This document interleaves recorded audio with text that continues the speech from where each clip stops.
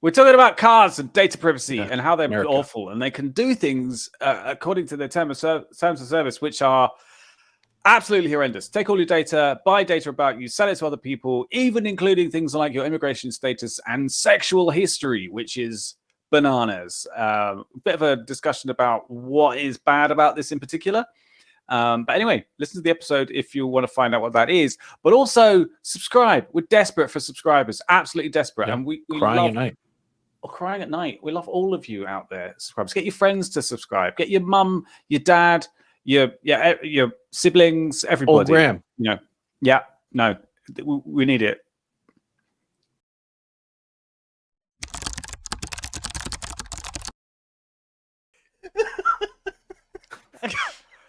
Okay, for anybody who isn't who wasn't with us just now, which is everybody, Mike's incapable of thanking someone for something genuinely without sounding incredibly sarcastic.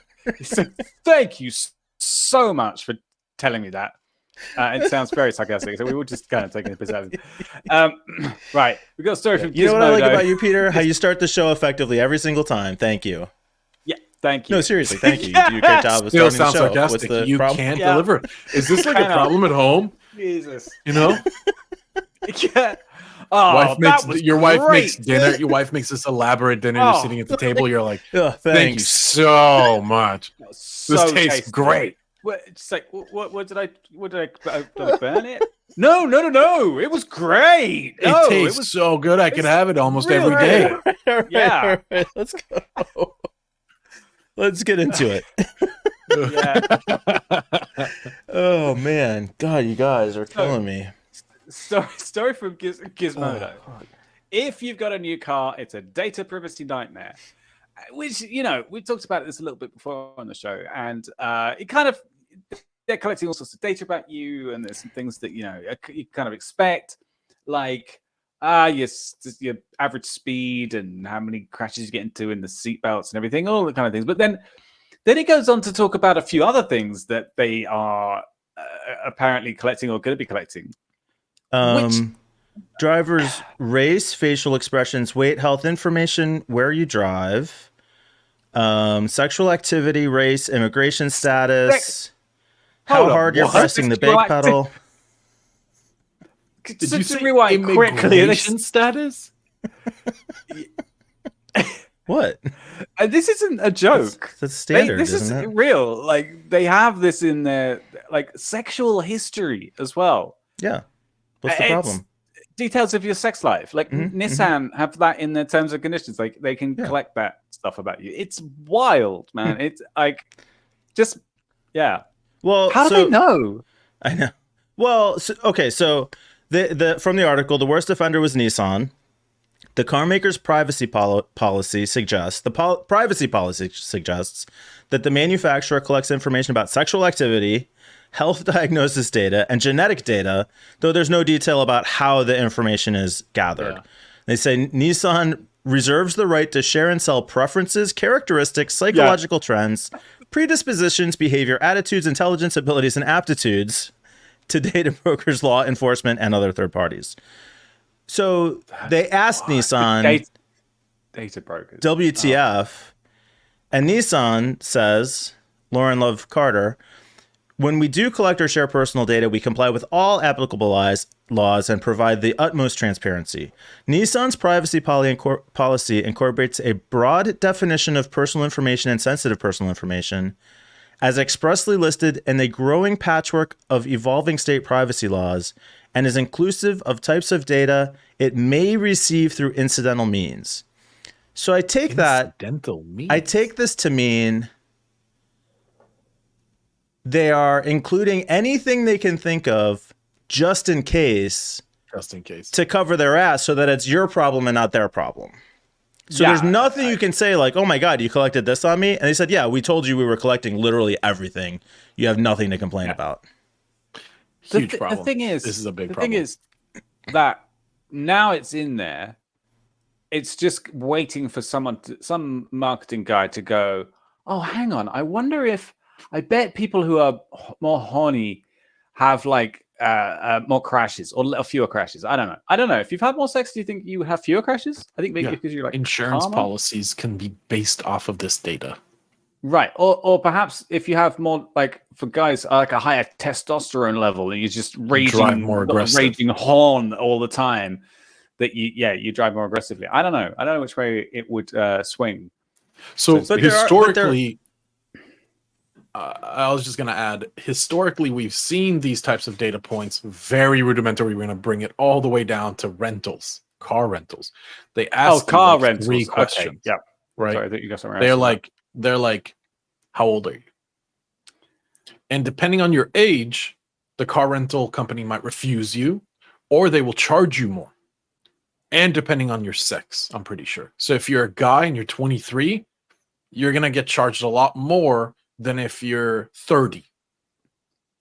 And the idea is, which is proven by data, that younger people crash more often because they are more reckless, because they're not fully developed. Right? The number one leading cause of youth dying in America are cars. Oh, I thought you were going to say sex, but yeah. No, I'm pretty sure it's the number one killer of kids. The number one cause of youth is sex. That's true. That's true. Yeah, that's a fact. Actually, 100%. Slamming our viewers with facts this week. This is statistics stuff. Yep.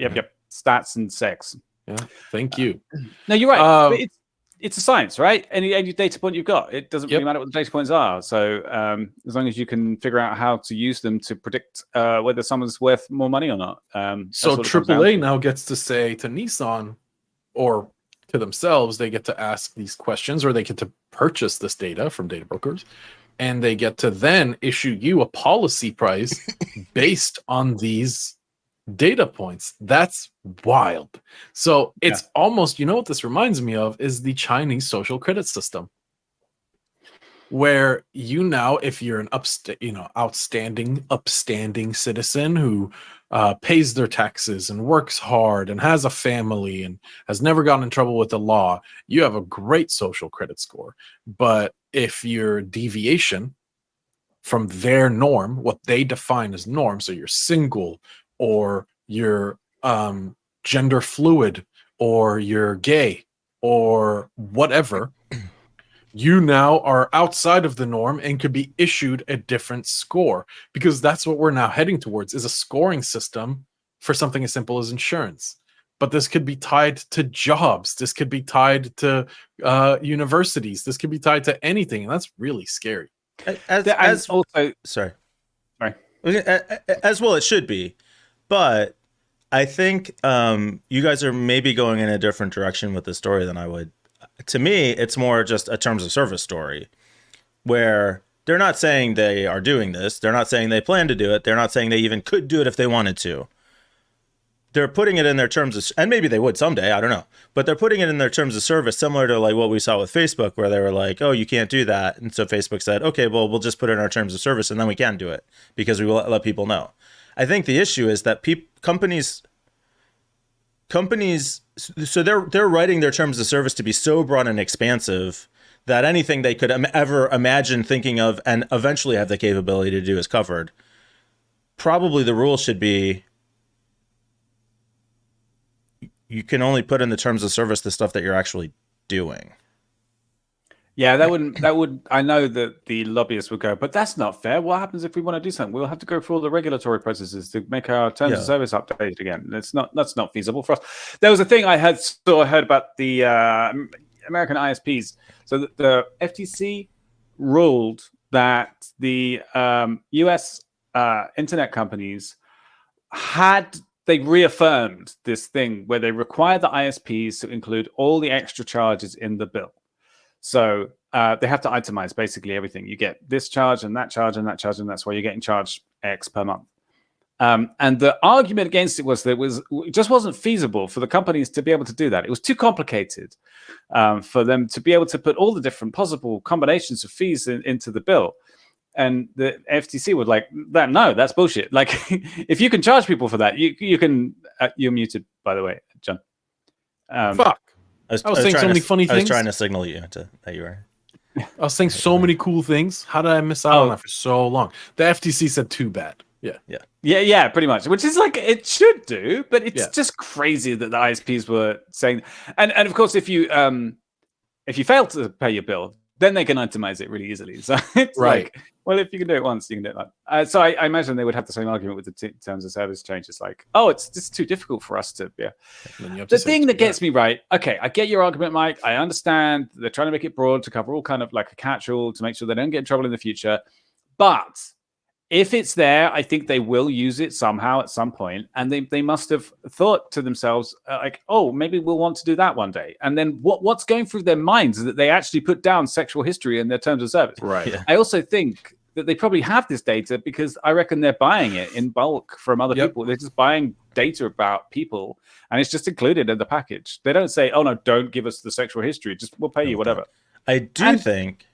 Sorry. The last scary thing, I think, is that they include that they're able to explicitly resell it to data brokers, which is just disgusting. Like every terms of service says that. Everybody's terms of service includes that. Yeah, I hate it. Yeah, same. I hate it. We are going to make money off your personal data about you. It's just like it's not enough that we made money off the car you just purchased. Yeah, obviously. I think the risk of focusing so much on that piece of it, which is like ridiculous, but these vehicles have cameras and microphones in addition to what's already on your phone. They can access your speed, location, travel patterns and history, driving record, like driving history, like the actual patterns, the what would you call it, like the biometrics of how you drive. What's the like fingerprint your driving style, maybe.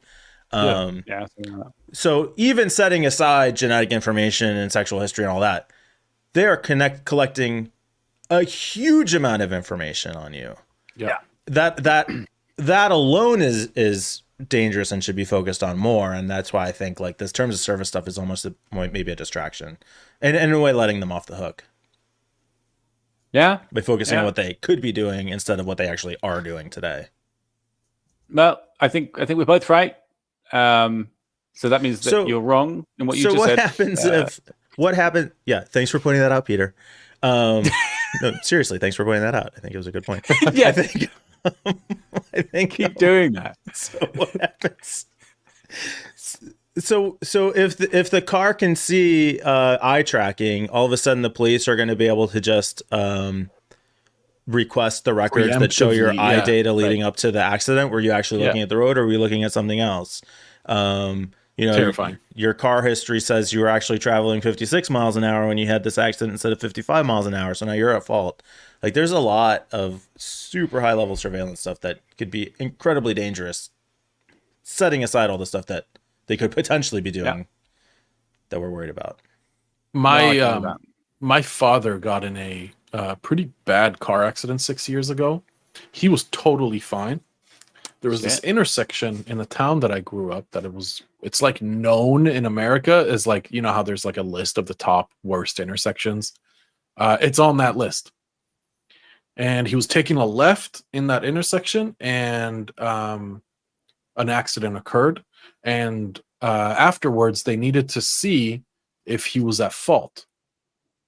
And the police asked him for his phone. My dad didn't know better, so he handed them their phone, the phone as part of evidence, and the PIN. And they cracked like all data. Basically, they plugged it into Celebrate. I looked at the report that they gave him, and this proved that he was innocent. He was not at fault.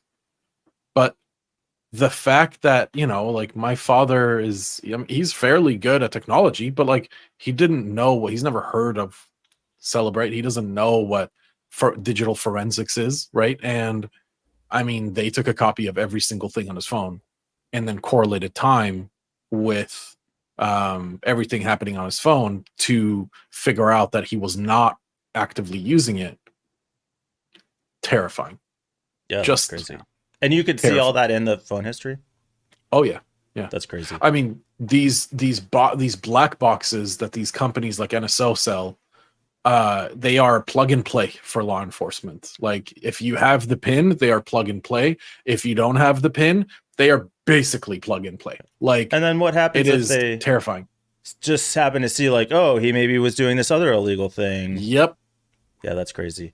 Where on the list was this intersection? It was about in between no and fuck off. How far was the intersection from your house? Like, how quickly were you able to get on site when your dad called you? Was that like a 5-minute trip? Was it like did you have to drive? Yeah. Okay. Yep. Okay. Yeah. Okay. Yeah. Or no. You will never get me. Yeah, we'll see.